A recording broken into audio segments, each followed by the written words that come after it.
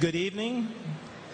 Good evening and welcome to the debate, Does God Exist? Thank you very much for coming. My name is Paul Sims. I'm a retired professor of physics at Purdue. My field is nuclear physics, and I was the director of the Purdue Nuclear Accelerator for most of the last, well, for 35 years. If you don't know where it is, it's about 200 yards in that direction, underneath the engineering mall. Primarily scholarly activity at this time is interpreting the interaction between faith and science.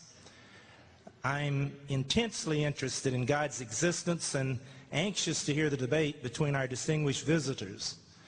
I cannot imagine a more important topic.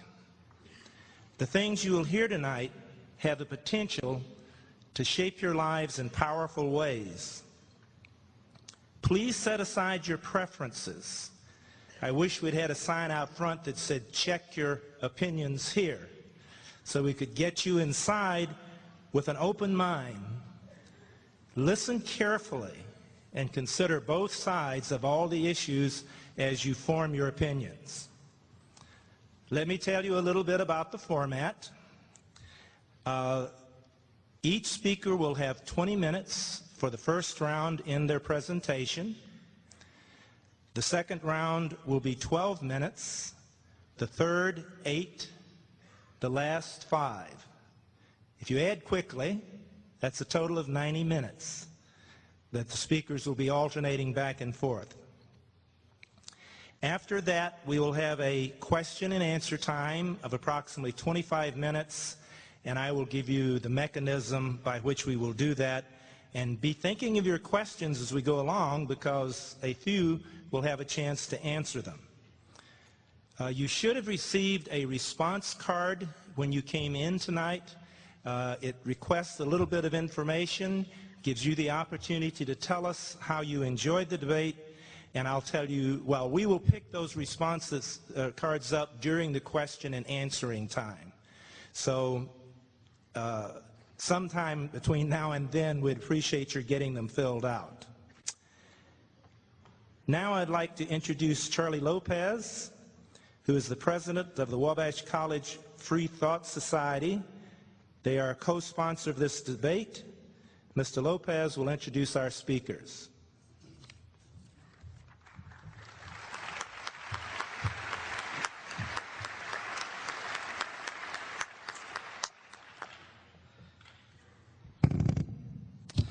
Currently living in New York City, Austin Dacey earned his master's and PhD in applied philosophy at Bowling Green State University.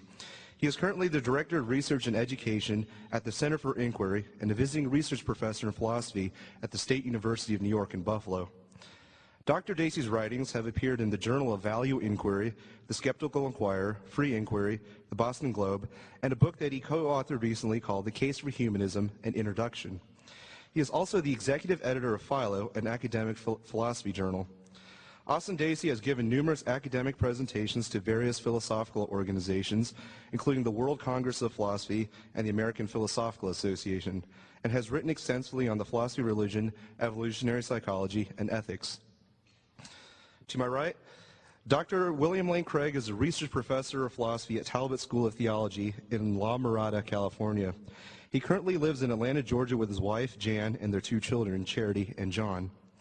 Dr. Craig pursued his graduate studies at the University of Birmingham and the University of Munich in Germany, earning both his doctorates in philosophy and theology. Dr. Craig's writings have appeared in numerous professional publications in philosophy and theology. He has authored several works on Christian apologetics and has participated in numerous formal debates on the resurrection of Jesus and the existence of God. Finally, this debate would not have been possible without the help from Campus Crusade for Christ, the Wabash College Free Thought Society, the Christian Faculty Staff Network, the Center for Inquiry on Campus, and finally, Purdue University.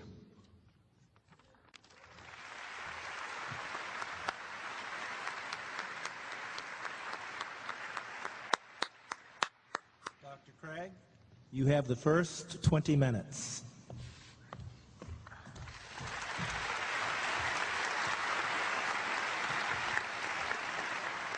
Thank you, and good evening. Let me begin by saying how delighted I am for the invitation to participate in tonight's debate.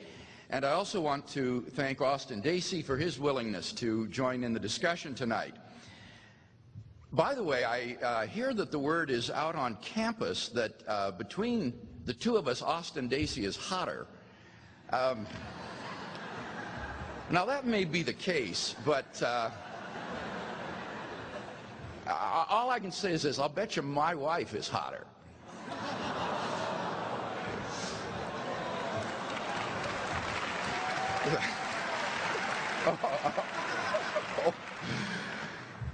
So having begun the debate on that elevated note, we now want to ask whether God exists.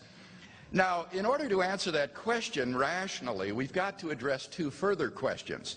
First, what good reasons are there to think that God exists? And secondly, what good reasons are there to think that God does not exist? Now, I'll leave it up to Dr. Dacey to present the evidence against God's existence. In my opening speech, I want to sketch briefly 6 lines of evidence that weigh in favor of God's existence. Number 1, then, God is the best explanation of why something exists rather than nothing. This is the deepest question of philosophy. Why is there anything rather than nothing? Experience teaches that anything that exists has an explanation of its existence, either in its own nature or in an external cause. You see, anything that exists is either one of 2 types. The first type is something that exists necessarily by its own nature. Example, many mathematicians believe numbers and other abstract objects exist in this way. If such entities exist, they just exist necessarily, without any cause of their being. The other type is anything that has an external cause of its existence. Examples, mountains, planets, galaxies, people. They have causes outside themselves which explain why they exist. Now, it's obvious that the universe exists. It therefore follows that the universe has an explanation of its existence. But what sort of explanation is it? Well, it seems plausible that if the universe has an explanation of its existence, that explanation is an external, transcendent, personal cause. Why? Because the cause in this case must be greater than the universe. Think of the universe, all of space and time. So the cause of the universe must be beyond space and time. Therefore, it cannot be physical and material. Now, there are only 2 kinds of things that fit that description: either abstract objects, like numbers, or else an intelligent mind. But abstract objects can't cause anything. Therefore, it follows that the explanation of the universe is an external, transcendent, personal cause, which is what everyone means by God. Number 2, God's existence is implied by the origin of the universe. The atheist could try to escape the argument I just gave by saying that the universe exists necessarily by its own nature. But this second argument blocks that escape route. For anything that exists necessarily must exist eternally. Think about it. If a thing came into existence or ceased to exist, then we know that its non-existence is possible. That is to say, it doesn't exist necessarily. In one of the most startling developments of modern science, we now have pretty strong evidence that the universe is not eternal in the past, but had an absolute beginning about 13 billion years ago in a cataclysmic event known as the Big Bang. What makes the Big Bang so startling is that it represents the origin of the universe from literally nothing. For all matter and energy, even physical space and time themselves, came into being at the Big Bang. As the British physicist P.C.W. Davies explains, the coming into being of the universe, as discussed in modern science, is not just a matter of imposing some sort of organization upon a previous incoherent state, but the literal coming into being of all physical things from nothing. This description holds not only for the standard Big Bang model, but also for quantum gravity models, like that of the famous physicist Stephen Hawking. Hence, Hawking reports in his book, The Nature of Space and Time, almost everyone now believes that the universe and time itself had a beginning at the Big Bang. Not only does this imply that the universe is not necessary in its existence, but it also raises the inevitable question, why? Why did the universe come into being 13 billion years ago? What brought the universe into existence? Well, unless you're willing to say that the universe just popped into being uncaused out of absolutely nothing, there must be a transcendent cause beyond space and time which created the universe. Thus, from one, everything that comes into being has a cause, and two, the universe came into being, it follows logically that three, therefore, the universe has a cause. Now, as the cause of space and time, this being must be a timeless, spaceless, immaterial being of unfathomable power. Moreover, it must be personal as well. We've already seen one reason why this cause must be personal. Let me give another. How else could a timeless cause give rise to a temporal effect like the universe? If the cause were an impersonal set of necessary and sufficient conditions, then the cause could never exist without its effect. If the sufficient conditions were eternally present, then the effect would be eternally present as well. The only way for the cause to be timeless and the effect to begin in time is for the cause to be a personal agent who freely chooses to create an effect in time without any prior determining conditions. And thus we are brought not merely to a transcendent cause of the universe, but to its personal creator. Number three, the fine-tuning of the universe for intelligent life points to a designer of the cosmos. In recent decades, scientists have been stunned by the discovery that the initial conditions of the Big Bang were fine-tuned for the existence of intelligent life with a precision and delicacy that literally defy human comprehension. This fine-tuning is of two sorts. First, when the laws of nature are expressed as mathematical equations, you find appearing in them certain constants, like the gravitational constant. These constants are not determined by the laws of nature. The laws of nature are consistent with a wide range of values for these constants. Second, in addition to these constants, there are certain arbitrary quantities, which are just put in as initial conditions on which the laws of nature operate. For example, the amount of entropy, or the balance between matter and antimatter in the universe. Now, all of these constants and quantities fall into an extraordinarily narrow, I cannot convey to you how almost infinitesimal this is, an extraordinarily narrow range of life-permitting values. Were these constants or quantities to be altered by even a hair's breadth, the life-permitting balance would be destroyed and life would not exist. For example, if the atomic weak force or the force of gravity were altered by as little as 1 part out of 10 to the 100th power, the universe would not have been life-permitting. Now, there are only 3 possible explanations of this extraordinary fine-tuning. The fine-tuning of the universe is due to either physical necessity, chance, or design. Now, it can't be due to physical necessity because, as we've seen, the constants and quantities are independent of the laws of nature. So, could the fine-tuning be due to chance? Well, the problem with this alternative is that the odds against the fine-tunings occurring by accident are so incomprehensibly great that they cannot be reasonably faced.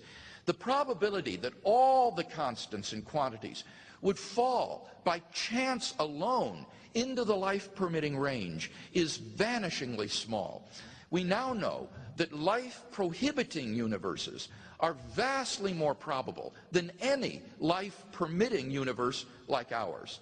So if the universe were a product of chance, the odds are overwhelming that the universe would be life-prohibiting. Hence, too, the fine-tuning is not due to either physical necessity or chance. But logically, that implies 3, therefore, it is due to design. Thus, the fine-tuning of the universe implies the existence of a designer of the cosmos. Number 4, objective moral values are plausibly grounded in God. If God does not exist, then objective moral values do not exist. By objective values, I mean values which are valid and binding whether anybody believes in them or not. Many theists and atheists alike agree that if God does not exist, then moral values are not objective in this way. Michael Ruse, a noted philosopher of science, explains, the position of the modern evolutionist is that morality is a biological adaptation, no less than our hands and feet and teeth, considered as a rationally justifiable set of claims about an objective something. Ethics is illusory. I appreciate that when somebody says, love thy neighbor as thyself, they think they are referring above and beyond themselves. Nevertheless, such reference is truly without foundation. Morality is just an aid to survival and reproduction, and any deeper meaning is illusory. Friedrich Nietzsche, the great 19th century atheist who proclaimed the death of God, understood that the death of God meant the destruction of all meaning and value in life. I think that Friedrich Nietzsche was right. But we've got to be very careful here. The question here is not, must we believe in God in order to live moral lives? I'm not claiming that we must. Nor is the question, can we recognize objective moral values without believing in God? I think that we can. Rather, the question is, if God does not exist, do objective moral values exist? And like Professor Ruse, I just don't see any reason to think that in the absence of God, the herd morality evolved by Homo sapiens is objective. On the atheistic view, some action, say rape, may not be socially advantageous, and so in the course of human development has become taboo. But that does absolutely nothing to prove that rape is really wrong. On the atheistic view, there's nothing really wrong with your raping someone. Thus, 1, if God does not exist, objective moral values do not exist. But the problem is that objective values do exist, and deep down I think we all know it. There's no more reason to deny the objective reality of moral values than the objective reality of the physical world. Actions like rape, cruelty, and child abuse aren't just socially unacceptable behavior. They're moral abominations. And here Dr. Dacey agrees with me. In his book, The Case for Humanism, co-authored with Lewis Vaughn, they state, if a moral theory sanctions, say, the inflicting of undeserved and unnecessary suffering on innocent children, we must conclude that something is very wrong with the theory. Indeed, even Michael Ruse himself admits the man who says it is morally acceptable to rape little children is just as mistaken as the man who says 2 + 2 = 5. Some things, at least, are really wrong. Similarly, love, equality, and self-sacrifice are really good. Hence, I think we all know, number 2, that objective values do exist. But then it follows logically and inescapably that 3, therefore, God exists. Number 5, the historical facts concerning the life, death, and resurrection of Jesus. The historical person, Jesus of Nazareth, was a remarkable individual. New Testament critics have reached something of a consensus that the historical Jesus came on the scene with an unprecedented sense of divine authority, the authority to stand and speak in God's place. He claimed that in himself the kingdom of God had come, and as visible demonstrations of this fact, he carried out a ministry of miracle working and exorcisms. But the supreme confirmation of his claim was his resurrection from the dead. If Jesus did rise from the dead, then it would seem that we have a divine miracle on our hands, and hence evidence for the existence of God. Now, most people probably think that the resurrection of Jesus is something you just believe in by faith or not. But there are actually three established facts recognized by the majority of New Testament historians today, which I believe are best explained by the resurrection of Jesus. Fact number one, on the Sunday following his crucifixion, Jesus' tomb was found empty by a group of his women followers. According to Jakob Kramer, an Austrian specialist in the study of the resurrection, by far most scholars hold firmly to the reliability of the biblical statements about the empty tomb. Fact number two, on separate occasions, different individuals and groups saw appearances of Jesus alive after his death. According to the prominent New Testament critic of Vanderbilt University, Gert Ludemann, it may be taken as historically certain that the disciples had experiences after Jesus' death in which Jesus appeared to them as the risen Christ. These appearances were witnessed not only by believers, but also by skeptics, unbelievers, and even enemies. Fact number three, the original disciples suddenly came to believe that God had raised Jesus from the dead, despite having every predisposition to the contrary.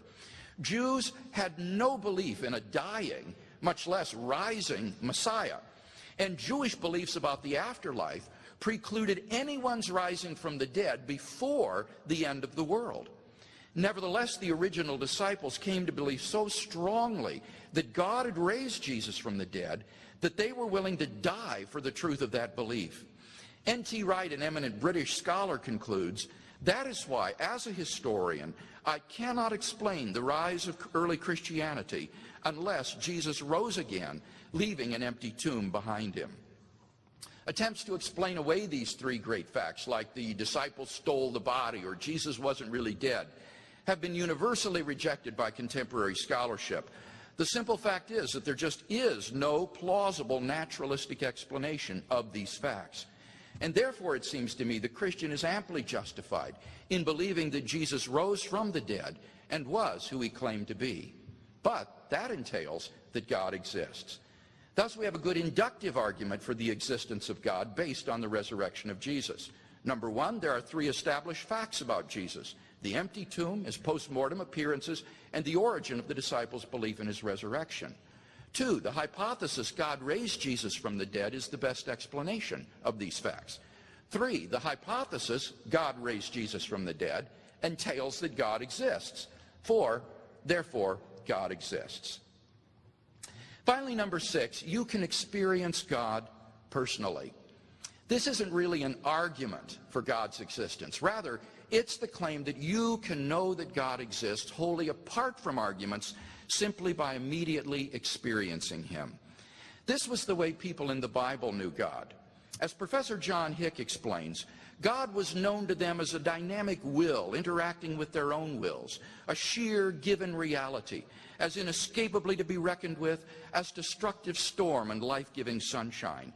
To them, God was not an idea adopted by the mind, but an experienced reality which gave significance to their lives. Now, if this is so, then there's a danger that arguments for God can actually distract your attention from God himself. If you're sincerely seeking God, then God will make his existence evident to you. The Bible promises, draw near to God, and he will draw near to you. We mustn't so concentrate on the external proofs that we fail to hear the inner voice of God speaking to our own hearts. For those who listen, God becomes an immediate reality in their lives. So in conclusion, then, we've seen 6 reasons to think that God exists. If Dr. Dacey wants us to believe atheism instead, then he must first tear down all 6 of the reasons that I presented, and then in their place erect a case of his own to prove that atheism is true. Unless and until he does that, I think we can conclude that theism is the more plausible worldview.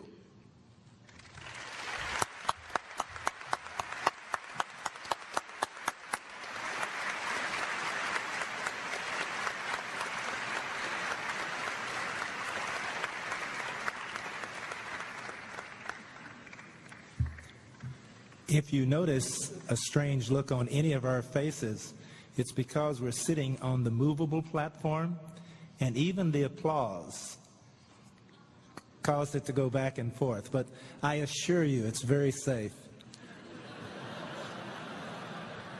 It won't fall out from under you.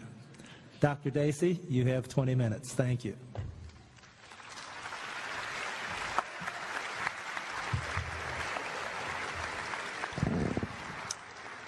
Thank you, and thanks very much to the Campus Crusade for Christ here at Purdue and the Wabash College Free Thought Society for making all this possible. It's always nice to return to the Midwest, where I was born and raised. The last time I was back in Minnesota was a few years ago for my 10-year high school class reunion, and my classmates couldn't believe that I was still in school, getting my degree in philosophy of all things. They kept asking me, what are you going to do with that? To which I used to reply, think deep thoughts about unemployment.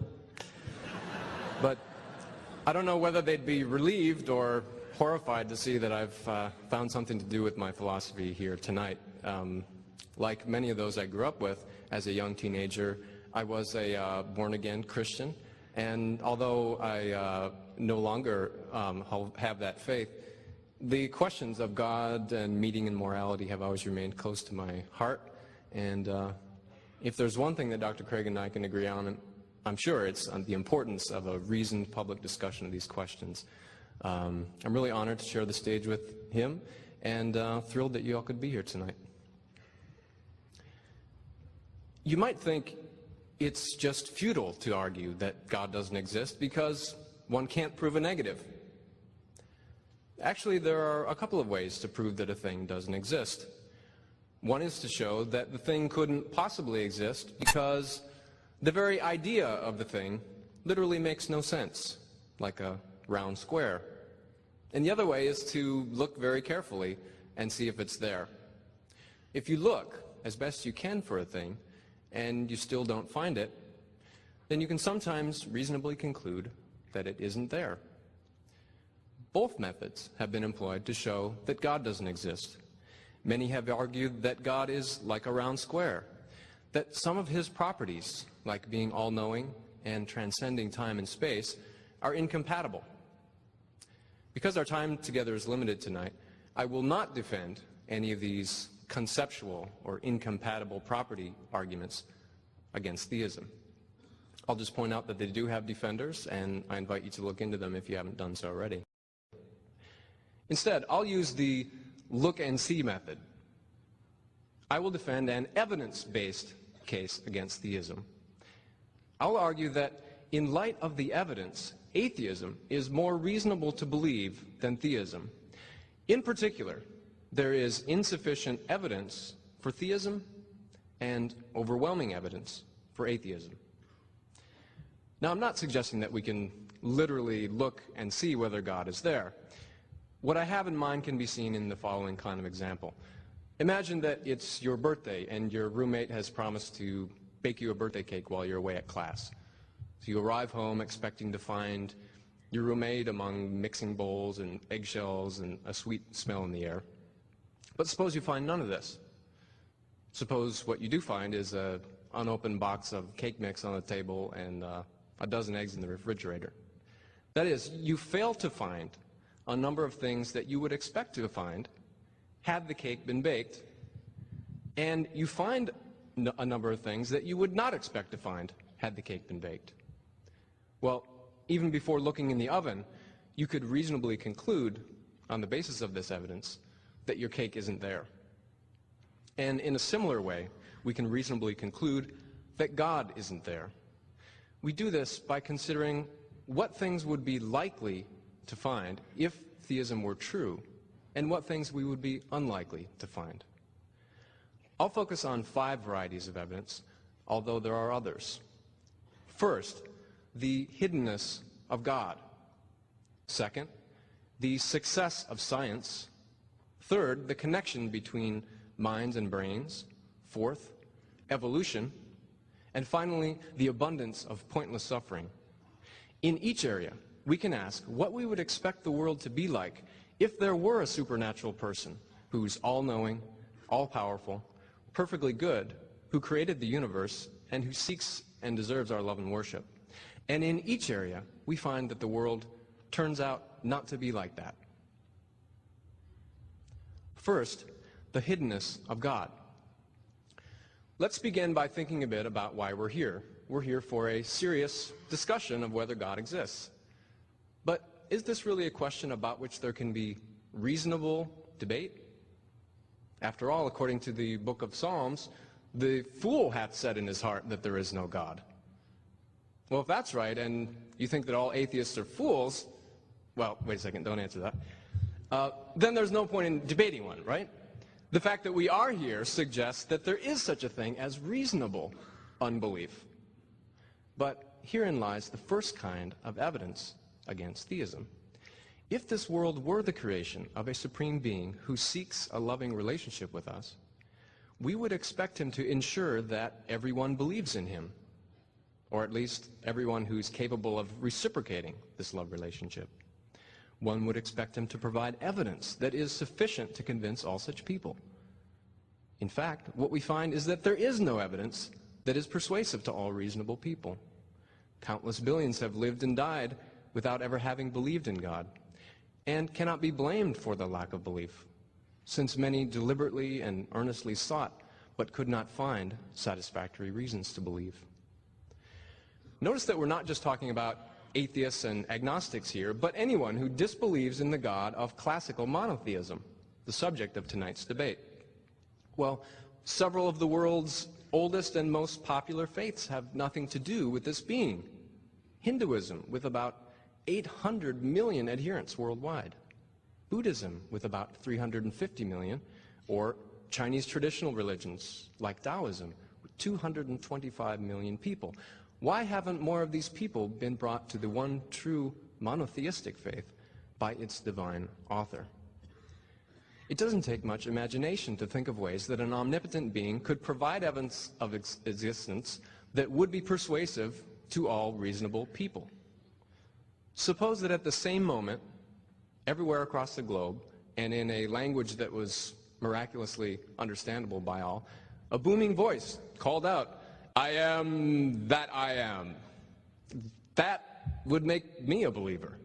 Or maybe less Hollywood. God could simply give each of us a clear, unmistakable inner awareness of his presence. Clearly, this has not happened. The philosopher J.L. Schellenberg, who pioneered this line of argument, has called the general situation divine hiddenness. The hiddenness of God is highly unlikely given theism. On the other hand, it's precisely what we would expect if there were no God at all. Second, the success of science. Related to, but distinct from divine hiddenness, there's another way that God is absent from the world, and this offers another kind of evidence that favors atheism over theism. It has to do with the natural sciences, like physics, chemistry, geology, and biology. These sciences seek to explain phenomena like fire, earthquake, or cancer by reference to natural causes. They do not invoke causes like the intentions or actions of a divine person that are thought to stand outside of nature. But nevertheless, they have been extraordinarily successful at explaining our world, enriching our understanding and enabling us to predict and control nature in accordance with our wishes. Every light you turn on, every aspirin you take is a reminder of that. The agnostic philosopher Paul Draper has pointed out recently that if theism were true, we would expect God to act in the world in ways that science must take into account. An all-powerful being who seeks a loving relationship with humanity would probably act in one way or another, directly or indirectly, as a causal agent in the history of the universe. And consequently, scientific accounts of that history would have to take his actions into account. If theism were true, then, it would be extremely surprising that science can ignore God and still explain so much. And yet it does. So, the success of naturalistic science, I think, favors atheism over theism. Next, the connection between minds and brains. We all have minds and mental states like thinking and feeling and perceiving. It was once widely believed that the mind must be grounded in a special immaterial substance or soul. This philosophy of mind is now known as mind-body dualism. The dualist picture of a person as a mixture between an undying spirit inside a corruptible mortal coil fits comfortably with many, though certainly not all, great religious traditions. However, the vast majority of philosophers and neuroscientists now reject dualism, and for two main reasons. First, it's not at all clear how an immaterial soul could cause changes in the physical body. Think about it. Souls are thought of as purely non-physical. They can't be weighed, split in half, heated or cooled, they lack mass, electric charge, and so on. But then how could they possibly have a cause and effect relationship with bodies which are said to have these and only these physical properties? Second, there are many highly specific correlations between mental phenomena and brain activity that we would not expect if dualism were true. For example, particular cognitive abilities such as language use and spatial reasoning are localized in particular areas of the brain. Brain injuries cause very distinctive changes to perception, cognition, even personality. Some mental diseases, like schizophrenia, have been shown to have a genetic component. But why would any of this be if the mind were entirely independent of the brain? It appears then that mind-body dualism is false with respect to us. Yet dualism is more likely given theism than given atheism. This is because theism is already committed to the existence of at least one immaterial mind, namely God, conceived of as a disembodied consciousness. Furthermore, according to the religious notion that we are made in the image of God, humans have an essential commonality with the divine in virtue of our everlasting souls. Atheism, by contrast, makes none of these commitments, and so gives us no expectation at all that people have souls. The discovery that we have none, then, supports atheism over theism. Fourth, evolution. Our brains, no doubt, are the most complex things we've ever encountered. It's no wonder that many people look on us as masterpieces of design that provide evidence for the existence of an intelligent designer. But if we actually look at how life came about through biological evolution, we find a number of features that are extremely unexpected given theism. The evolutionary process is massively wasteful and inefficient. When people create something, we try to devise the best design in advance and then build the thing according to that design. Natural selection, the main engine driving evolution, it creates by randomly trying a huge number of possible designs and then discarding all the errors. Well, this would be like an engineer who tried to build a bridge by randomly trying every possible configuration, letting it collapse until through dumb luck one stays standing. Well, that's not design, that's crazy. Additionally, because evolution must operate by making gradual modifications to pre-existing structures, it leaves organisms with many traits that are functionally useless or even dysfunctional. Take human beings, for example. The openings for breathing and swallowing are so close together that we often choke. They didn't have to be that way. Our appendix, apparently useless but prone to infection, sometimes life-threatening. The birth canal is too small, increasing the chances of injury, even death during delivery. The list goes on. What's more, we know that almost every single species that has ever existed on Earth went extinct. Every museum of natural history is a junkyard of failed experiments. If we had commissioned the designer who did this, I'm afraid we'd give him the Donald Trump. You're fired. The wastefulness, inefficiency, and imperfection of biological evolution are more likely on the assumption that it is a blind causal mechanism with no mind and limited powers than on the assumption that it is the instrument, somehow, of an all-powerful, rational intelligence. It would be surprising if such a being chose to create life in such a way. Finally, the evidence from pointless suffering. Every single day, an attack against children occurs that is 10 times deadlier than the attack on the World Trade Center on September 11th. The attack comes from preventable disease, like measles, malaria, and pneumonia. According to a series of articles in the medical journal Lancet last year, malaria is a leading killer, claiming over 1 million children a year. It's usually fatal in young people if not treated almost immediately. The child's final experiences often include fever, shivering, severe pain in the joints, headaches, vomiting, coughing, generalized convulsions, and coma. If we say that terrorist attacks are evil because of the suffering they inflict on innocents, and surely it's right to say so, then what are we to say about this outrage? Now, we would expect an all-powerful, perfectly good God to prevent this suffering, unless he has some reason not to. Notice that not just any reason will do. It will not do, for example, to say that God just doesn't care about the suffering of these children, for God is supposed to be morally perfect. No, his reason must be such that it morally justifies his failure to prevent their suffering. It's tempting to think that there is some greater good that can only come about if these thousands of children are allowed to die in pain each day, or some greater evil that would come about only if they were spared. Well, is there?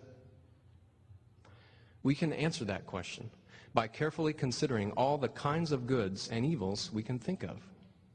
For example, does humanity learn anything useful about malaria that we couldn't otherwise learn? Apparently not. We already know how to prevent it and treat it. Does it inspire you and me to be better people, to strive to save the victims? For the most part, no. But even if it did, why should they suffer so that we can be more virtuous? You might wonder, why should we finite beings think that we're in a position to know God's reasons? Here's the answer. If God loved us, then we would be the first to know the reasons he permits bad things to happen to us. A loving father who must bring his child to the hospital for a painful medical treatment will explain to her the reasons why he does what he does. If she can't understand the reasons, he'll at least make sure that she feels his presence and comfort and receives some assurance that there is a reason, even though she can't see it right now. So there is every reason to think that we especially should be aware of any justifying reasons that God has. What we in fact find is that many of those who undergo terrible anguish, such as Holocaust survivors, report feeling totally abandoned by God in their time of need. Of course, many victims of disease, starvation, and natural disaster die very young, having never even believed in him. So, if, after considering the matter carefully, we are unaware of any kind of state of affairs that would justify God in permitting suffering of this kind, we can reasonably conclude that there is no such state of affairs. But it follows that there is no perfectly good God. If God were here with us, then something must justify the suffering of these millions of children. But ask yourself, can you really believe that? Can you really believe it is anything other than a tragic, pointless disaster? To conclude, have we proven a negative? Well, the word prove is tricky. Sometimes proving means offering reasons that establish a claim with certainty beyond any possibility of doubt or error. It would be nice if all questions could be resolved with this degree of certainty. But in fact, almost nothing we can know, including our scientific knowledge, can be proved in this sense, except in logic and mathematics perhaps. What we can do, and what I have tried to do, is to indicate a body of evidence that when taken as a whole makes atheism significantly more reasonable to believe than theism. The hiddenness of God, the success of the naturalistic sciences, the physical embodiment of minds, the carelessness of the evolutionary process, and the abundance of pointless suffering and the lack of God's comfort in the face of it all make atheism more probable than theism. The world would not be this way if theism were true. The world would not be this way if God existed. Now, I haven't commented on whether there might be evidence in favor of theism as well. This is Dr. Craig's task, and I'll be examining some of his points shortly. But as you consider his arguments, I want you to keep in mind that what the theist needs to establish is not merely the existence of a transcendent person who's perfect in power, knowledge, and goodness. As the Bible said, even the demons believe and shudder. No, Craig must establish that this divine person loves us and merits our love and worship in return. Having not yet heard Craig's arguments at this stage, I'll just conclude that the evidence clearly favors atheism over theism. Thank you.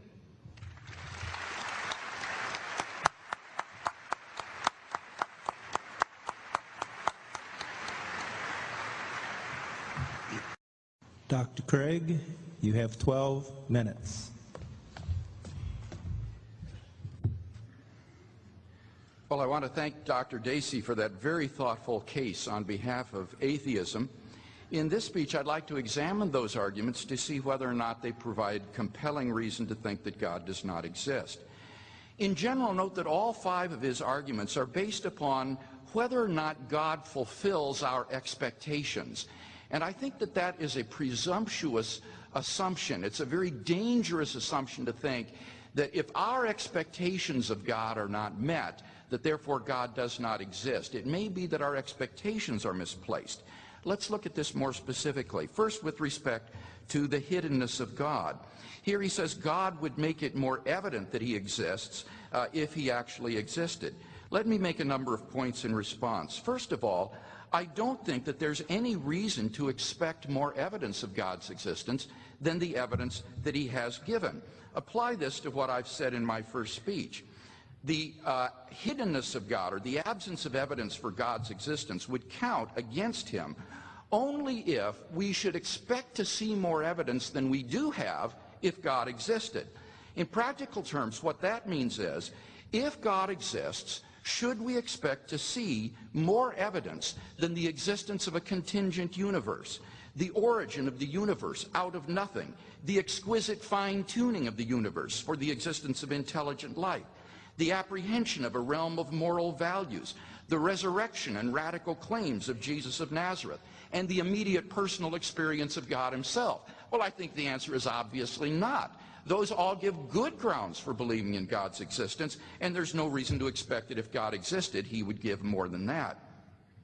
Secondly, though, I want to argue that a clearer revelation of God, which he could have given, would not necessarily guarantee that more people would enter into a love relationship with him. Remember that God's primary aim is to draw people into a saving love relationship with himself, not just to convince them that he exists. If that were all he wanted, then certainly he could offer booming voices from heaven or skywriting in the clouds to show that he exists. But there's no guarantee that such a display would cause people to come into a deep and loving relationship with him. It might even have the opposite effect. Now, the Bible says that God has provided sufficient evidence of his reality in nature and conscience, and through the internal witness of his Holy Spirit in drawing people to himself. And as an omniscient being, he knows what will be most effective in drawing people freely to salvation. He's not obligated to give a clearer revelation of himself if he knows that that wouldn't do any good. So what Austin Dacey would have to prove is that a clear revelation of God would be more effective, not just in convincing people that God exists, but in drawing people into a saving love relationship with himself than the way that God has chosen. And that, I think, is just sheer speculation. Thirdly, I want to point out that God, by His Spirit, does draw people into a saving relationship with Himself. It's not just a matter of exterior evidence, it's also a matter of that interior way that I described in my first speech. And I think that anyone who responds to that drawing of God's Spirit on their heart with an open mind and an open heart will in fact come to know that God exists. So I don't think that the hiddenness of God is a compelling reason to believe in atheism. What about the second argument, the success of natural science? Well, I find this argument completely unpersuasive for two reasons. First of all, it is theism that guarantees the success of natural science. It is because of theism that we can be confident that we live in a world that is rational, that operates according to natural laws, and that makes science possible. Secondly, I think God has periodically intervened in the natural process. For example, I gave evidence in my first speech for the resurrection of Jesus. I would say the whole history of Israel is punctuated with self-revelations of God in history. And so I just dispute his assumption that God hasn't done what he thinks God ought to have done. And I invite him to look more closely at the evidence for the resurrection. The third argument was the problem of the mind-body dualism, and he argued there that the correlations between mental events and brain events implies that dualism is false. Well, let me say a couple of things in response to that. First of all, mere correlations between brain events and mental events don't at all prove that there isn't an immaterial self or soul or mind that is correlated with the brain. And there have been plenty of dualist interactionists today, people like Sir John Eccles, a Nobel Prize-winning neurologist, and Sir Karl Popper, who wrote a book, The Self and Its Brain, who are dualist interactionists. Mere correlations doesn't disprove the reality of the mind or soul. But secondly, I think that we are acquainted with ourselves as immaterial persons. Reductive materialism, which just says I am the same as my brain or my nervous system, doesn't work, because mental properties aren't the same as physical properties. For example, the brain is not sad or jubilant. I am, but not the brain. The brain doesn't have those properties of being jubilant or sad. Epiphenomenalism, the view that the physical brain has mental properties, is incompatible with things like self-identity over time. Intentional states, willing that something or knowing that something, because the mind on this view is a mere excrescence of physical processes. It's incompatible with freedom of the will, because there is no agent who is a causal, effective agent to interact with the body. And so in knowing ourselves as self-identical, as having intentional states, as having freedom of the will, I think we know ourselves as immaterial persons. So I think that the best view is some kind of dualism interactionism, and we act as agents to cause physical events in the world, and God similarly can act as an immaterial agent to cause events in the world. Finally, let me just say in response to this objection that there are Christian materialists like Peter Van Inwagen, for example. So it's not entirely clear that if you were a materialist about human persons, that would imply that atheism is true. Fourthly, he suggests that evolution is incompatible with the existence of God because evolution is wasteful and inefficient. Well, let me make two responses to this. First of all, efficiency is important only for a person who has either limited time or limited resources, or is limited in both. But for God, he isn't troubled by limited time or limited resources, and therefore I don't think efficiency is a necessarily important quality for God. If God chooses to create via evolution, I think he's entirely free to do so, and we can't gainsay it just because it doesn't meet our expectations. But secondly, it's not entirely clear to me that the assumption behind this objection is true, namely that macroevolutionary theory is true. It's far from demonstrated. In fact, it's fantastically improbable that this could have happened in the absence of a designing intelligence. This has been pointed out by Frank Tipler and John Barrow in their book, The Anthropic Cosmological Principle. They list 10 steps in the evolution of Homo sapiens, each of which is so improbable that before it would have occurred by chance alone, the sun would have ceased to be a main sequence star and incinerated the Earth. They estimate the evolution of the human genome, the odds of this are somewhere between 4 to the negative 180th power to the 110,000th power, and 4 to the negative 360th power to the 110,000th power. So if evolution did occur, it would literally be a miracle, and therefore evidence for the existence of God. Now, what about the problem of innocent suffering in the world? Well, in dealing with this problem, I think it's vitally important that we distinguish between what I would call the emotional problem of suffering and the intellectual problem of suffering. Pain and suffering, watching a child suffer, is certainly, I think, a major emotional obstacle to believing in God. But however emotionally difficult suffering makes it to believe in God, I'm convinced that this is not a good intellectual objection to God's existence. Why? Well, first of all, it is not at all clear that if God exists, it's not at all clear that the suffering in the world is truly pointless. You see, we're simply not in a good position to make those kind of probability judgments. When we observe any instance of suffering in our lives, we have really no idea what God's morally sufficient reasons might be.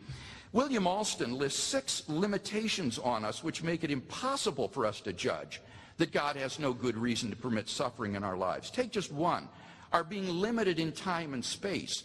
We have only a narrow window upon time and space, but God orders the end of history from the beginning, and his morally sufficient reasons for permitting some instance of suffering to enter our lives might not emerge until centuries later, maybe in another country. Just because in our narrow framework we don't see the reason for its occurring doesn't mean that there isn't a reason for its occurring in God's wider framework.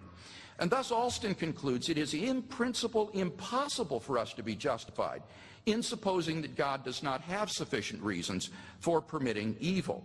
Now Austin Dacey anticipated this response and says, but then why doesn't God tell us why we suffer? Tell us the reason. Well, number one, he has told us. In the Bible, it tells us this slight momentary affliction is preparing us for an eternal weight of glory beyond all comparison. Now, whether or not God's purposes in allowing our suffering are achieved all depends upon our response.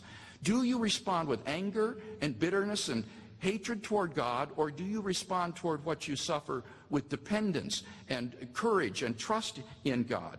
Now, Austin might say, well, why doesn't God get more specific than just this sort of general statement? Well, notice that would turn the universe, first of all, into a haunted house. God would whisper, the reason you just fell down the stairs and broke your ankle is because 75 years from now, I'm going to have someone in Catalan, Mexico, who will greatly benefit from the effects of this event. Well, that would just turn the universe into a sort of haunted house, I think, which is absurd. Secondly, it might not do any good. Even if God told people why they were being allowed to suffer, they still might resent God just as much as they do when they don't know the reason. So I don't see that God's under any obligation to tell us more specifically. Thirdly, it might be logically impossible for God to tell us the reason, because if he did, then people might not act in the same way. They might act differently so that God's morally sufficient reason wouldn't transpire or come about. And thus it may well be logically impossible for God to tell us specifically. What he has done is he told us generally that we can trust him. He's given good evidence of his existence so that we can trust him as we go through the valley of suffering, confident that when we come out, there awaits us in heaven an eternal reward that is far, far beyond, immeasurably beyond anything that we suffered in this life, so that when we look back, we would say, I'd go through it a million times over to know this joy and this happiness. And therefore, I don't think any of these arguments present compelling reasons for thinking that God does not exist.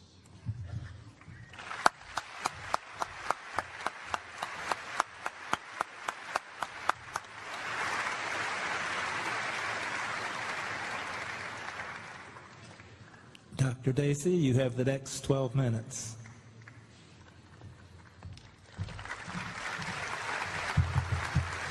Thank you. Now, Dr. Craig's first argument said that theism provides the best explanation for why there's something rather than nothing, why the universe exists at all. But I'm a bit puzzled by his use of the Big Bang as empirical confirmation of the claim that the universe began to exist out of nothing. That's not how many mainstream physicists would characterize it. Brian Greene, professor of physics and mathematics at Columbia University, writes in his latest book, The Fabric of the Cosmos, quote, "A common misconception is that the Big Bang provides a theory of cosmic origins. It doesn't. The Big Bang is a theory that delineates cosmic evolution from a split second after whatever happened to bring the universe into existence. But it says nothing at all about time zero itself. And since, according to the Big Bang theory, the bang is what is supposed to have happened at the beginning, the Big Bang leaves out the bang. It tells us nothing about what banged, why it banged, how it banged," end quote. Well, as physicists trace the expansion of the universe backwards in time, they reach a point at which current theory just breaks down. Many cosmologists think that a full account will await a new insight that will synthesize Einstein's relativity theory with quantum mechanics, the theory that talks about the behavior of very, very small systems, like the initial singularity at the beginning of the universe. There are many contenders for such a unified theory, but no clear victors as of yet. In 2002, the National Research Council issued a report detailing 11 unanswered questions in physics and astronomy, and one of them is, how did the universe begin? So I think it's fair to conclude that our scientific knowledge of the origins of the universe is just nowhere near complete. Therefore, it would be premature to use it as a premise in an ambitious theological argument such as Craig's. Now, as to the argument from fine-tuning, the fine-tuning of the universe would imply theism only if we knew that the life-permitting values of the fundamental constants are brute facts, things that won't be explained by any further, deeper physical laws that we'll discover. However, there's no consensus in physics about this either. According to Sir Martin Rees, former director of Cambridge University's Institute of Astronomy, quote, "The status and scope of anthropic arguments in the long run will depend on the character of the still quite unknown laws at the very deepest level. Steven Weinberg hopes that a, quote, final theory exists and that we may someday discover it. What we call the fundamental constants may be secondary consequences of this final theory, rather than direct manifestations of its deepest and most fundamental level. Consider, for instance, the cosmological constant. Will the final theory offer some deep reason why this has to be exactly zero? Or is its value an accident? We just don't know." End quote. Again, Craig is trying to base a sweeping metaphysical conclusion on a highly speculative, unfinished frontier of an advancing science. I think it's simply too soon to say whether there can be no naturalistic, non-theistic explanation of cosmic fine-tuning. And note that the history of science gives us some reason to hope that there will be. Don't forget that 150 years ago, the adaptiveness of organisms to their environment was thought of as a kind of fine-tuning that only a loving creator could explain. But thanks to Darwinian natural selection theory, we now know that it's not necessarily to invoke that. In any case, the postulation of a transcendent cause of the cosmos would be unsatisfactory as an explanation. This is because it presupposes a radically new and mysterious kind of causation. The causes that we know about, for one thing, precede their effects in time. By contrast, God's creative actions are supposed not to precede their effects in time because he transcends time. Craig asked, how could a timeless cause give rise to a temporal effect? And he answers that the timeless cause must be a person. But whatever could that mean? A person who acts timelessly. Persons as we know them, as we are them, we do things in time. I mean, some of us are more on time than others, but we act in time. Furthermore, causation as we know it involves the rearrangement of pre-existing matter, as when you create a sandcastle by rearranging pre-existing sand on a beach. God's creative action produces its effect out of nothing at all. Think about that. creating out of nothing at all. If he wants theism to make sense of the origins of the universe, then I think Craig owes us at least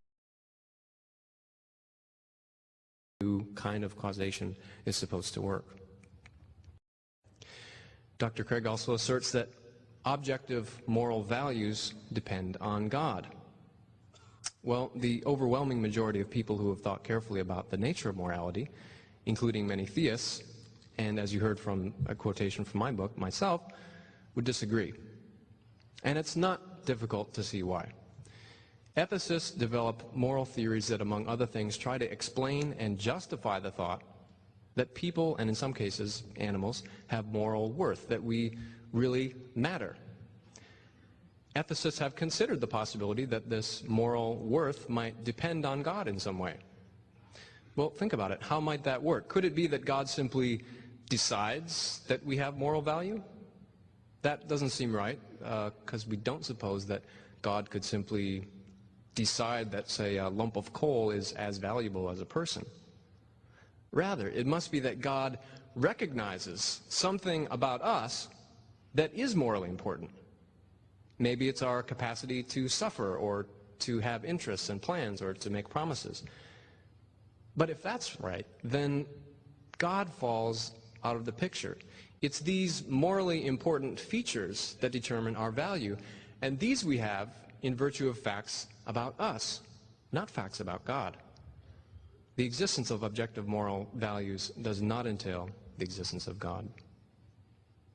Now, as to the argument from the resurrection, I concede that if Jesus had been raised from the dead by God, then that would constitute pretty powerful evidence for the claim that God exists. But what reasons have we been given to believe it? Dr. Craig has pointed to 3 facts that he says are best explained by the hypothesis that Jesus was resurrected by God. First, the empty tomb. Now, he says that all the alternative explanations of what happened to Jesus' body have been rejected universally by New Testament scholars. I'm afraid this is just a gross overstatement. The truth is that some have been rejected, some are more plausible than others, and that each leaves some questions unanswered. But such is the nature of inquiry into the distant past.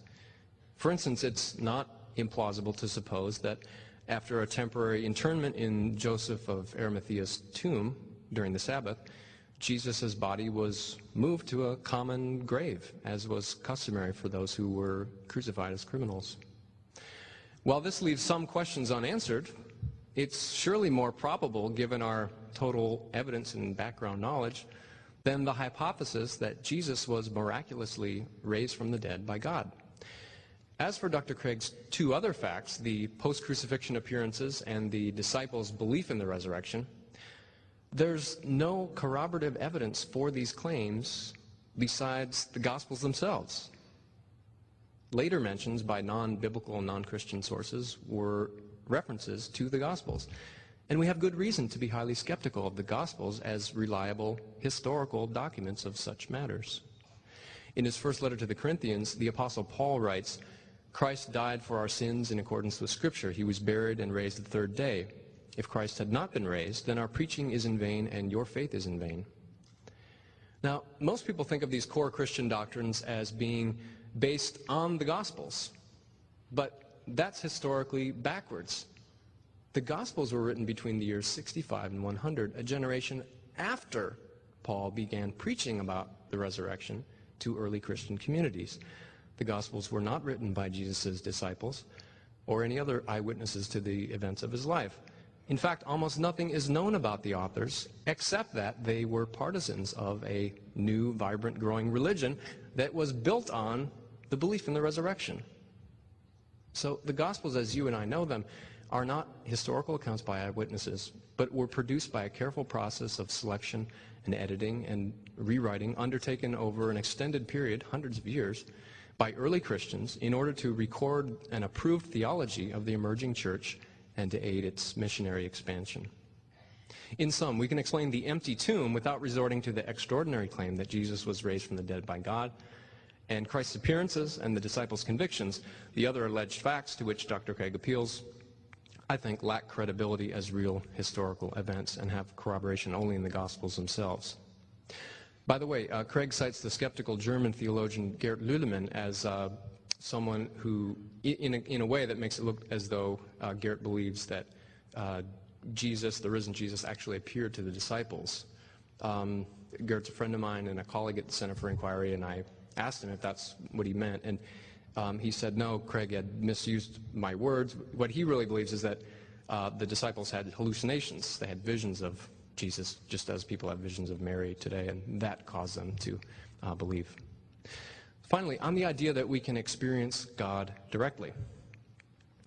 Well, ordinary sensory experiences, like seeing or touching this podium, are perceptual.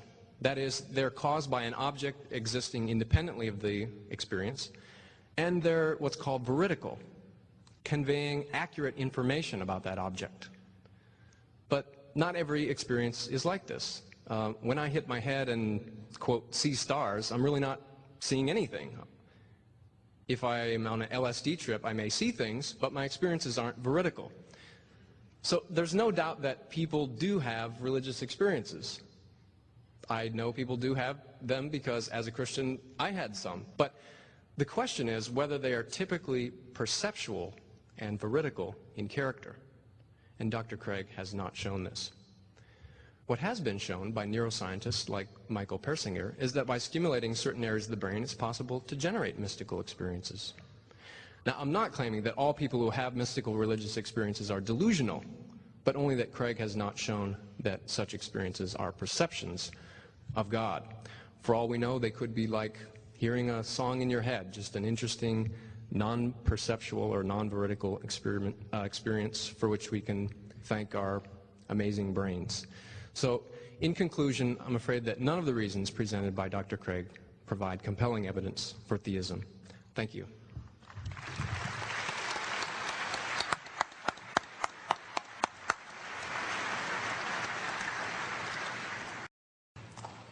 Dr. Craig for 8 minutes.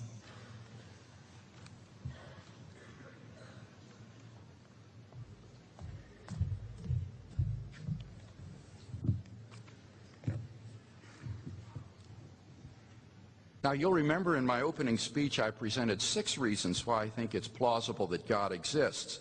The first of these was the argument from existence. Notice that Dr. Dacey did not address this argument. He completely skipped it. This is the argument that says that anything that exists has an explanation of its existence, either in its own nature or in an external cause. The universe exists, and therefore there must be an explanation for the existence of the universe, plausibly a mind which is beyond space and time. That argument has gone unaddressed in this evening's debate, and so still stands. What about the second argument, however, based on the origin of the universe? Here Dr. Dacey attacked the premise that the universe came into being, and he quoted Brian Greene as saying the Big Bang theory is not a theory of cosmic origins. Well, I just simply beg to differ. That is not true. According to Barrow and Tipler in their book, The Anthropic Cosmological Principle, at this singularity, that is the beginning of the universe, space and time came into existence. Literally nothing existed before the singularity.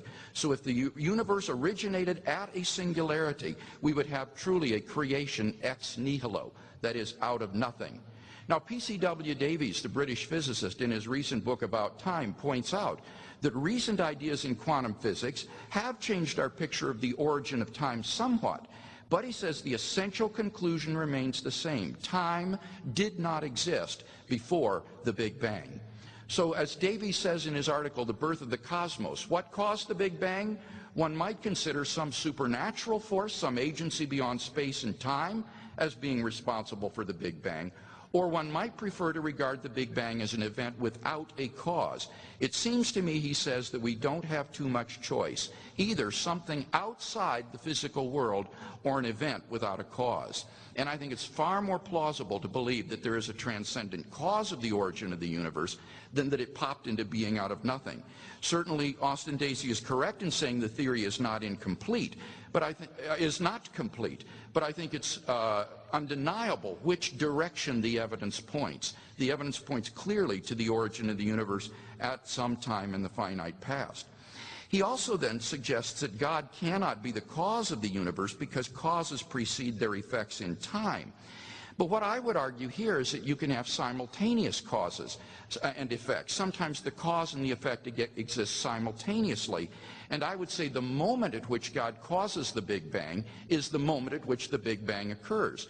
So that God's decision to create the universe is a decision for him to enter into temporal relations with the space-time universe, and that therefore this is a simultaneous cause and effect. Notice that although he challenges the notion of creation out of nothing, on the atheistic view you have a double incoherence, namely you have the origin of the universe uncaused out of nothing. On the theistic view there may not be a material cause, but there is a productive cause. On atheism, if the universe began to exist, you have neither a material nor a productive cause, and I think therefore atheism is far less plausible. What about the third argument, the fine-tuning argument?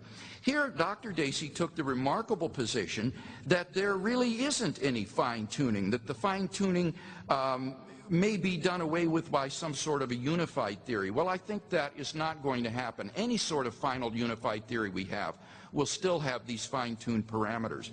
Ernan McMullen, in his article Anthropic Explanation in Cosmology in the year 2003, he's a philosopher of science, says it seems safe to say that later theory, no matter how different it may be, will turn up approximately the same numbers. And the numerous constraints that have to be imposed on these numbers seem both too specific and too numerous to evaporate completely. So I don't think there's much hope that you're going to get rid of the fine-tuning in some final ultimate theory. It's noteworthy that even in string theory, you have these fine-tuned parameters. Notice that Dr. Dacey did not deny that if the fine-tuning exists, it must be the result of some sort of intelligent mind. He simply tried to show that it didn't exist. But if it does exist, certainly intelligence is the best explanation. What about the moral argument for God's existence? Here, he says that even though God does not exist, objective moral values still exist. And I would simply challenge him to explain to us why, on atheism, human beings are special. Why think that human beings have value? Now, he suggested, and also says this in his book, that it's our capacity to suffer and have projects. But clearly all kinds of animals have the capacity to suffer. And as for having projects, well, even beavers have projects. Like making a dam across a stream. So the capacity to suffer and have projects, I don't think in any way shows that human beings are invested with objective moral value. In any case, even if we were different in that sense, why does that mark us off as being objectively, morally, intrinsically valuable? It's just arbitrary on atheism. On atheism, we're just animals, and animals aren't moral agents. As J.P. Moreland, a Christian philosopher, has written, on the evolutionary scenario, human beings are nothing special. The universe evolved to us through a blind process of chance and necessity. There's nothing intrinsically valuable about human beings in terms of having moral, non-natural properties. The view that being human is special is guilty of speciesism, an unjustifiable bias toward one's own species. So I don't think Dr. Dacey has been able to make plausible tonight that if there is no God, you can still save objective moral values and the value of human beings. He says, but how does God ground moral value? Well, simply the moral nature or character of God is the good. God is by nature essentially loving, kind, generous, just, and so forth. And this nature expresses itself toward us in the form of divine commandments, which then constitute our moral duties. What about the resurrection of Jesus? He suggests that perhaps Joseph may have moved the body of Jesus. Well, this was a theory suggested back in 1922 by Joseph Klausner and has been almost universally rejected by contemporary criticism. Number one, there's no basis in history for such a hypothesis. That criminal's graveyard he spoke of was only 50 to 600 yards from the place of the crucifixion, so Joseph could have placed the body there directly. There was ample time to do the simple preparations for the burial. The Jewish practice was always to bury on the same day as the day of execution, and Jewish law did not permit the body to be moved except in the case to the family tomb. So there's no evidence for the hypothesis that Klausner suggested. But secondly, if Joseph had moved the body, then the Jewish authorities would have pointed out the disciples' stupid blunder when they began to proclaim his resurrection from the dead. They would have had to simply point to where Jesus' body was placed by Joseph, and they would have nipped the Christian movement easily in the bud. As for what he says about the appearances and the origin of the Christian faith, I simply want to point out that he goes against the majority of New Testament critics here. It is universally acknowledged among New Testament critics that the original disciples came to believe that God had raised Jesus from the dead, and that they had these visual experiences of Jesus alive after his death.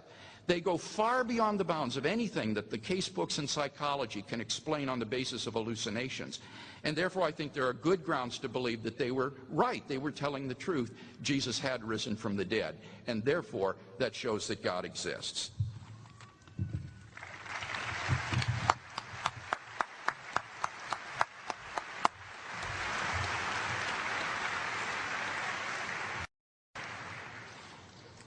Dr. Dacey, your 8 minutes.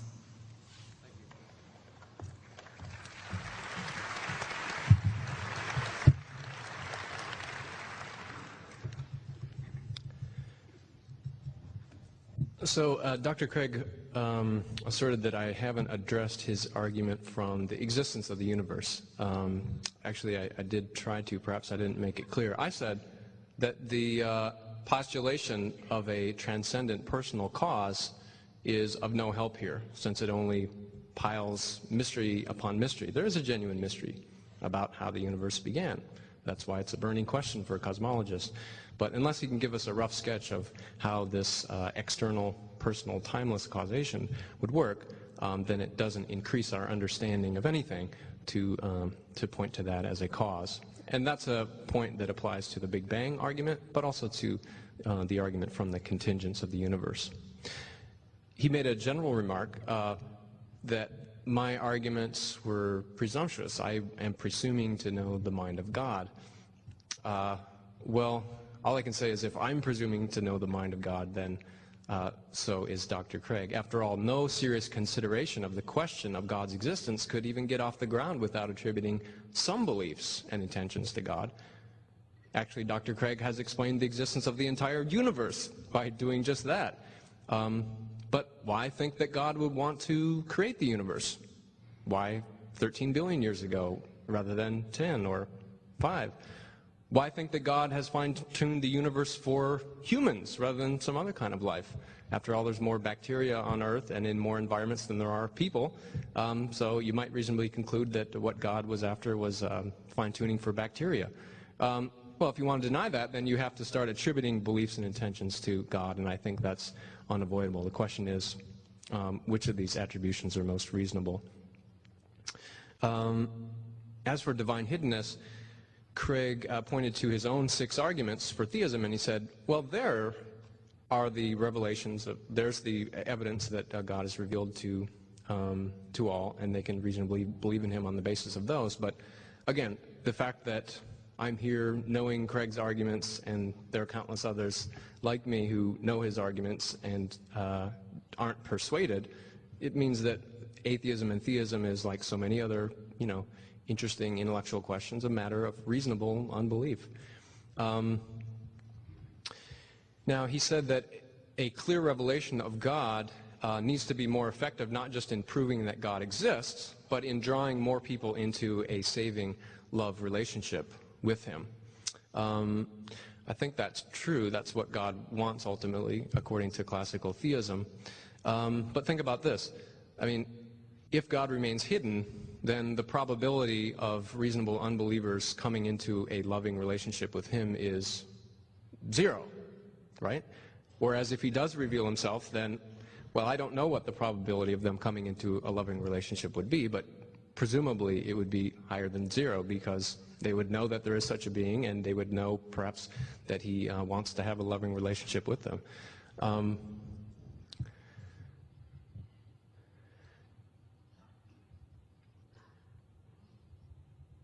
Now, as to the view that the argument from science, he rebutted that by saying that science actually presupposes the truth of theism. For example, the whole idea that the world is knowable at all, that has laws that we can understand, is something we would expect on theism and not atheism. That may or may not be true. I think scholars are divided on that. As a historical matter of fact, it may be that Christian and Muslim societies were more apt to kind of come into the scientific mode of thinking, but that wouldn't show that in order to do science, theism must be true. And of course, I didn't argue that I wasn't arguing that science doesn't presuppose theism, the truth of theism. All I was saying is that scientists have found no need to invoke God's actions in explaining nature. And I think that's all I needed to show. Craig also pointed out, he said God does act in nature, for example, in miracles. Well, that's just begging the question against the argument from science and the success of science. If there were key parts of the history of the universe that involve God's creative actions or indirect or direct actions, then why doesn't science need to appeal to those actions, as it clearly doesn't? As for the argument from the mind-brain connection, he attacked what's called reductive materialism, the idea that our minds are nothing but our brains. But of course, my argument doesn't require reductive materialism to work. It only needs the falsity of dualism, the idea that minds and brains are entirely independent. So I don't need to claim that the mind is nothing but the brain, but only that it couldn't exist independently of it. The mental could be distinct from the physical while being causally dependent on it. The alternative suggestion that the intricate correlations between mental states and brain states can be explained by the interaction of a brain and an independent mental substance, that runs up against the view that I've already discussed, which is how do you explain the causal interaction between a totally spiritual substance and a physical substance? I think that in light of the mind-body problem and the evidence about the brain and how it sensitively determines the mind, I think anyone who still believes in substance dualism ought to have somebody else's head examined. As for physical survival, he says, well, God doesn't really need dualism to resurrect people and bring them into heaven. That's true. It doesn't logically, there's no logical connection there. Maybe God reanimates your body at the appropriate time after your death. Or you could swap your original body with a new body that will go on to the afterlife. Well, here theism is starting to sound less like the Passion and more like the dawn of the dead. But more importantly, if all these resurrected people have actual physical bodies, well, where are they? Several years ago, the Pope told us that hell is a state of mind, not a place. But if hell's inhabitants have bodies, they must be someplace. I think the only thing more bizarrely incredible than spiritual survival is the idea of physical survival in the afterlife. In regards to evolution, again, he said it's presuming to know the mind of God, that maybe God has a different notion of perfection that we do. I think if we look at biological structures, we look at their history and their present functioning, we can determine what criteria must have guided the process of their design. Eyes are for seeing, and since they're complex systems that could not arise by chance, we know that the process that created eyes, whatever it is, must have been guided by that criterion. If I told you that an intelligent designer was behind that process, you couldn't reasonably deny that the designer followed that same criterion. Yet by a more rational placement of the optic nerve, say, eyes could have performed their function better, or the tubes for breathing. So if God made eyes, I'd say they are inferior by the standards that must have governed his design. That's just the reasonable conclusion on the basis of the evidence and what criteria must have guided the production of eyes, which are clearly for seeing. I agree that the evolution of human beings is immensely improbable. But of course, improbable events happen all the time. I live in New York City, and believe me, in a city of 9 million people, things with 1,000,000 to 1 odds happen 9 times a day. Most importantly, with the help of evolutionary theory, we can give a detailed account of why the evolution of humans was so improbable and how it happened anyway. In any case, the rest of my rejoinders will have to wait until the final section. Thank you.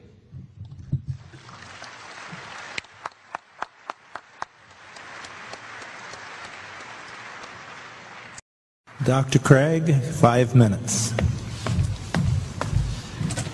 Well, I hope you've enjoyed this debate as much as I have. In my final statement, I want to try to draw together some of the threads of the debate and see if we can come to some conclusions. First, have we seen compelling reasons to think that God does not exist? I think we saw some significant shifts of ground in Dr. Dacey's last speech. For example, with respect to the hiddenness of God, Dr. Dacey responded to my point that there's no reason to expect more evidence of God's existence than what we've got by saying, well, I doubt the arguments, I doubt the reasons. Well, but that doesn't address the point that if God existed, should we expect to have more evidence than the fine-tuning of the universe, the origin of the universe out of nothing, the resurrection of Jesus, and so forth? I don't think he's been able to show at all that we should expect more evidence than that. Moreover, I argued that just having more evidence of God's existence wouldn't guarantee people come into a loving relationship with God, which is God's end. And he said, but there's a 0% chance they would come to that relationship if they don't have enough evidence. But remember, my point was that God knows in his omniscience what would be the most effective in drawing people to himself. And so Dr. Dacey would have to show that it is probable that if God were to offer a clearer revelation of himself, that more people would come to know him and his love personally. And that's just sheer speculation. And remember, I said the Holy Spirit also is operative to draw people to himself. It's not just a matter of external evidence. What about the point about theism guaranteeing the success of science? Here again we saw a shift on this. The point of his argument originally was that if God exists, then we shouldn't somehow expect natural science to work like it does. But my argument is that it's precisely if God exists that we should expect natural science to work. As for interventions of God, I suggest that he has intervened in certain ways. For example, in the resurrection of Jesus. He says, why doesn't science take cognizance of this? Because science operates on a methodological naturalism. It only operates by looking for natural causes. So of course science doesn't look for things like explanations of the resurrection of Jesus that would be supernatural in nature. What about the mind-body problem? Here he said, well, you could have mental properties that are distinct from but dependent upon the brain.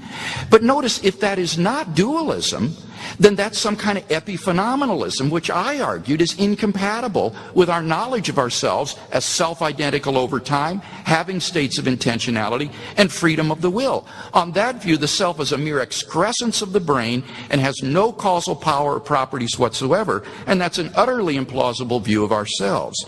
So I don't think that he's been able to carry the day against dualism and interactionism in that respect. What about the argument concerning evolution? Now notice the shift of ground here. Here he started now in his last speech to argue that the imperfections show that things aren't directly designed by God. But the argument was supposed to be, remember, that the reason God couldn't use evolution to create things was that would be inefficient. And I pointed out that that's only important for someone with limited time and resources, which God isn't bound by. Moreover, I argued that it's not at all clear that the evidence supports evolution. And here he says, well, the improbable happens. Now, in saying that, he abandons science. He's now saying, although the evidence makes it very, very improbable that we are products of natural selection and biological evolution, nevertheless he believes it anyway by faith. So I think that if it is as improbable as I've suggested it is, it provides actually evidence that it didn't occur, that namely it's the result of a superintending intelligence. Finally, he dropped his argument about the problem of evil because I don't think we can show that it's improbable that God has good reasons for permitting the suffering in the world that he has. Now, what about my arguments for God's existence? First, the argument from existence. He says, how does positing a personal being alleviate the mystery? Well, very simply, it has to be a necessary being. The argument leads necessarily to an eternal, uncaused, necessary being that explains the existence of the universe, and it also happens to be personal. The origin of the universe, I don't think he's responded to anything I've said more recently on that. Same with the fine-tuning of the universe. I answered his objections to that. The moral argument, according to my notes, I've answered his objections to that. As for the resurrection of Jesus, I want to conclude just with what N.T. Wright has recently written on this subject. He's calculated, after an 800-page study of this, that the empty tomb and appearances of Jesus have a probability historically so high as to be, and I quote, virtually certain, like the death of Augustus in A.D. 14 or the fall of Jerusalem in A.D. 70. And I know of no good naturalistic explanation for these facts. Therefore, in conclusion, I simply want to say I don't have any good grounds for thinking that my experience of God is delusional. I think I've got good reasons to believe that God exists. He's a living reality in my life. There aren't comparably good arguments for atheism, and therefore I am enthusiastically and happily a Christian theist.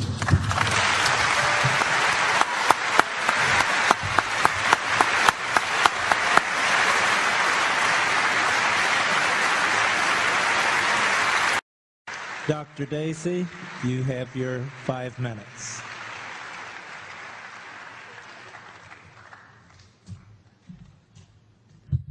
Thank you. Just to tie up some loose ends, as to hiddenness, the question is, why should we expect God to provide more evidence than he in fact does? Well, for the simple reason that we would expect a person to provide evidence for their existence and notify another of his or her intentions if you wanted to strike up a love relationship, right? I mean, love is as love does. How can we say that God wants to have a loving relationship with all of humanity if hundreds and hundreds and hundreds of billions of people are excluded for this and who aren't given enough evidence? That's just not what we would expect God to do. As for mind-body dualism and materialism, Craig says that epiphenomenalism is unworkable. Well, that's a matter for the philosophy of mind, and many people who work on this problem just disagree. Can we have a coherent conception of ourselves, thinking that we are our physical brains? Sure. Evolution. Now, have I shifted ground in saying that I'll accept evolution on faith because it's so highly improbable? No, the point was that if you look at something in light of your total evidence and it's improbable, but you can explain why it results anyway, then it's reasonable to accept it. After all, somebody's got to win the lottery, and we don't have to accept on faith that someone does, and you don't have to abandon your reason to explain why it's got to be somebody, although it doesn't have to be one person over another. As for the argument from suffering, could eternal communion in heaven with God make up for a child's short life of misery on earth, as was suggested? Well, the victims might be glad to go to heaven, but that alone wouldn't show that God was morally justified in permitting their misery. I mean, if I steal your car and total it, and then I give you $100,000, you might be happier with the money, but that wouldn't show that it was morally okay to rob you. Anyway, God could allow these children into heaven without allowing them to die in agony. Now, we have a kind of dispute of dueling experts as to the fine-tuning and the first cause and the Big Bang. It's like in World War II, in the race to create the bomb, there were German physicists working on both sides, and the question was whose Germans were going to be better. I guess in this case we have a question of whose physicists are better. I don't know if we can resolve that right now. I didn't say that Joseph of Arimathea had to have moved Jesus' body, although I don't see why that's ruled out by anything we know. As far as I know, some of the disciples could have, robbers could have. Well, could Jews have gone and pointed to the body to disprove the rise of this new sect based on Christ? Well, if it's in a common grave, there could easily be confusion about who's who, and of course, bodies do rot. Do all experts agree that the disciples had visual experiences of Jesus? Well, that would mean that everyone who studies the New Testament is a Christian. I'm sorry, that's just not the case. In my view, the most reasonable position that you've heard this evening is that there is no God. Well, maybe slightly less reasonable than that, but not as reasonable as the view that there's a Christian theistic God, would maybe be that there's the God of Genesis chapter 6. You remember that's a deity who's basically abandoned us, who neither seeks nor deserves our love. Remember, God of Genesis chapter 6 repents having ever made a people who he says are evil in every inclination, and he says that he's going to blot them out of the face of the earth.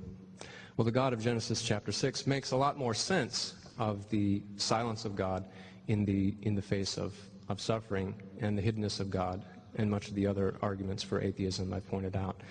So if you're intent on believing that someone is up there, I'm afraid that you can do no better than him. But note, in conclusion, I think some of the intellectual and moral costs of clinging to theism in the face of the evidence in the way that Craig has. First, there's a non-physical person who transcends space and time, but who can cause events in space and time, and who explains the existence of everything there is.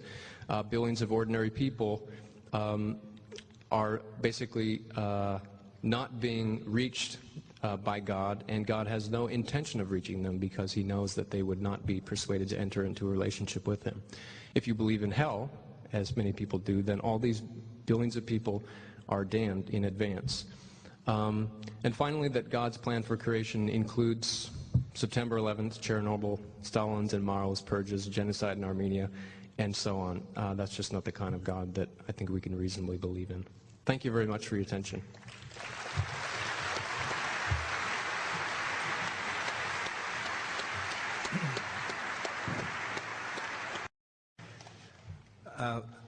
I would like to thank the speakers very much for coming and for all they've said. I found it very interesting. I couldn't write fast enough.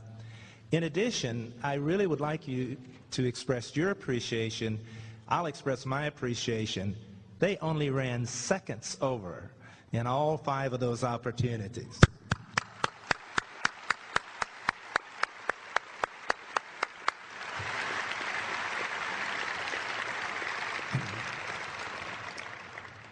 Well done, for sure, and greatly appreciated. Now, the question and answer session, let me tell you just a little bit about it. We have 2 microphones, one here, which will be used to address questions to Dr. Dacey, and that'll be moved back a little bit into that aisle, and one here, which will be moved back in this aisle. If you want to ask a question to Dr. Craig, please use this microphone. We're doing that so that we can be sure that we get alternate questions between the 2 men. That just will make it a little bit more fair. Now, before you can ask a question, you will have to sign a release for a videotape that we are doing. This tape will be made available to the public, and we can't show you on it asking your question if you haven't signed the release. So please do that for us, and that will acknowledge that you know you're on the tape and that you're going to be seen in public asking your questions.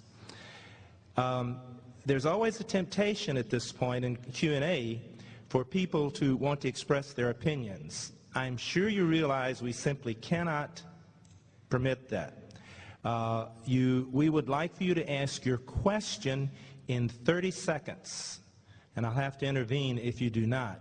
So formulate your question before you come to the microphone, and then we can give the time to our speakers in order to really learn more of what their thoughts are. There is a person at each microphone who will try to help you so that this goes smoothly. The speaker you address will have 2 minutes to answer the question, and then his opponent will have a minute to make a comment if he would like to do so.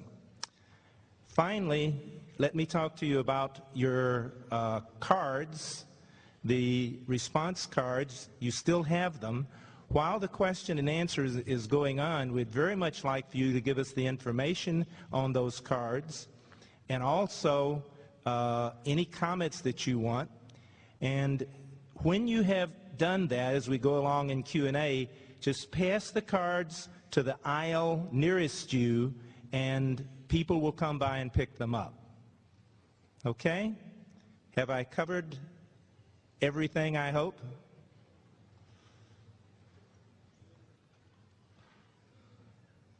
How are we fixed? Do we have a questioner ready? Yes, I'd I'd like to ask Dr. Dacey, but I don't see him up there. Well, if you want to talk to Dr. Dacey. Oh. Well, this is Dr. Craig. I'm sorry, Dr. Craig. I don't see him either. Then just have a moment, and we will have a question over here for Dr. Dacey. I'm here. Dr. Dacey, if you could snap your finger and immediately take away all the consequences of pain and suffering that children receive from their wrongdoings from their parents, would that increase or decrease the likelihood of their parents doing acts that would harm their children? And in light of that question, how does that address the issue of God having to allow hate if he allows love? I think that's a very good question. Thank you. I think that people are in a different position than God when it comes to deciding what pain or displeasure or suffering that we will choose to permit if we can. First of all, because our capabilities are so much smaller than God's. He's all-powerful. He has no limits on his power, unlike us. But second, we see that there are many kinds of discomfort and pain and suffering that are necessary to go through to produce some higher good. So anyone who's spent an hour in the gym can tell you that. What I was pointing out was that in God's case, the suffering that he permits to befall some of us, like children who suffer from malaria, cannot be shown, first of all, to be a result of his inability to prevent it, as we can show in the case of persons, because he has no such inabilities. But secondly, if we think about it, we really can't reasonably believe that there is some higher good that will be brought about by that kind of suffering, in the way that there is a value in sweating and straining at the gym. And I tried to point out that we of all people should be aware of any justifying reasons that God has, because he intends to have a loving relationship with us. After all, we would think it a criticism of a parent who brought his child to the hospital for a painful treatment without explaining the treatment, or in absence of that, if the child is unable to understand, offering some comfort or making his presence known and trying to assure the child that there is a reason for the suffering, even though it's not clear right now. If we hold people to that standard, then surely we would hold a perfect being to the same. Would you briefly restate your question for Dr. Craig to comment on? I was taking a bathroom break. A quick analogy. If Purdue police stopped giving traffic tickets, would we be more or less likely to park unlawfully? We'd be more likely. I pose the question by saying, if you could take away all the pain and suffering that children receive because of the wrongdoings of their parents, would their parents be more or less likely to do wrongful deeds? Obviously, the parents would be more likely to. And that leads into my question of, God does not take away suffering because he would have to take away the opportunity to do wrong.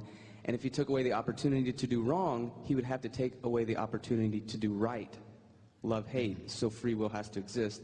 Sure. And that answers the question of innocence that you posed in your fifth plank.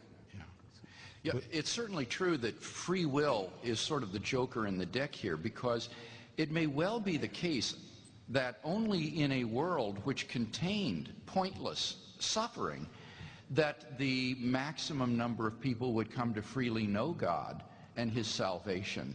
And so it may well be the case that natural evils and moral evils are, in a sense, part of God's broader providential purpose to bring around the salvation of multitudes of individuals. And to say that it's improbable that God has done that means that the atheist has to be in a position to judge that there's another world, feasible world, that God could have created, having less suffering than this one, but with an equal amount of the knowledge of God's salvation and eternal life. And that's just pure speculation. There's no basis for making that kind of probability judgment. A question for Dr. Craig? Yeah, Dr. Craig, all your arguments seem to presuppose that God is a beneficent, kind creator. Has it ever occurred to you, or have you ever given thought to the idea that there's a God more like the Genesis 6 God that Dr. Was it Casey? Close enough. Okay. Described. That is, there is a creative force in the universe, but that he or it is not particularly benevolent? Right. I think to the contrary, my first two arguments didn't say anything about the moral character of this creator and designer of the universe. And those arguments have sometimes been faulted by atheists on those grounds. They say, all right, actually the first three arguments I gave, all right, so you've proved the existence of a necessary, personal creator and designer of the cosmos, but that doesn't prove that he's all good or all loving or all holy. And so that's why those first three arguments need to be supplemented by the moral argument to show that this metaphysically ultimate being is also the locus of absolute goodness and value. So you're quite right in saying that the first three arguments don't do anything to demonstrate that this creator and designer of the universe is beneficent. I think you need the moral argument, you need the argument from the resurrection of Jesus, who reveals a loving Heavenly Father, to get that sort of conclusion. So my case is a cumulative one in which the arguments complement one another to build a cumulative case for Christian theism.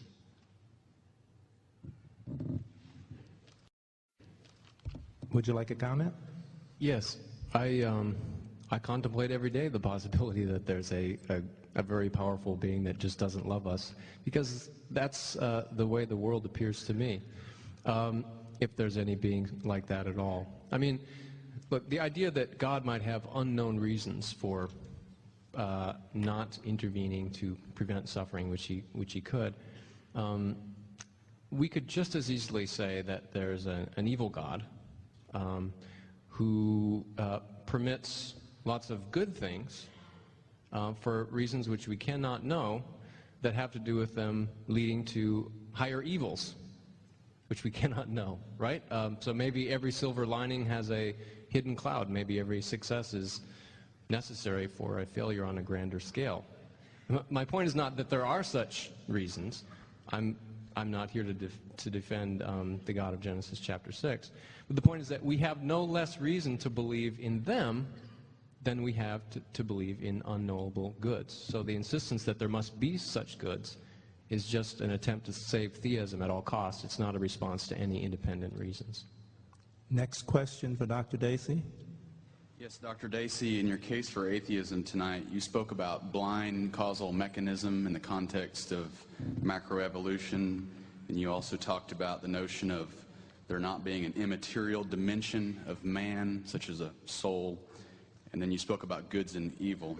My question is, assuming your worldview does provide a basis for morality, how can people still be held accountable if their actions are the results of that which natural law, quote unquote, as opposed to their soul or mind dictates?